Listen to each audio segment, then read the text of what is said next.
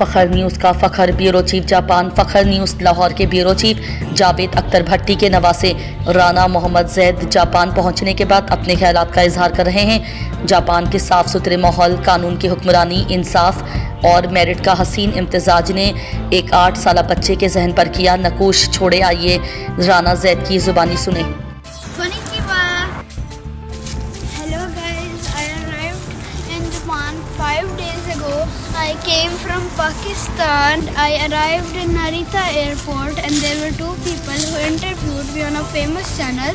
I also met my mom in here and I am very happy. The view is very clean and this is a very good life to start with. I heard a lot of Japan. It's disciplined, humble.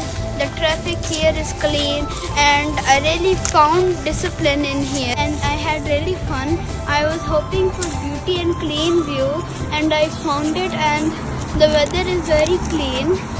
And in Japan I wanted to visit Tokyo and I wanted to visit Shibuya for a while, and it's one of the busiest crossings in the world.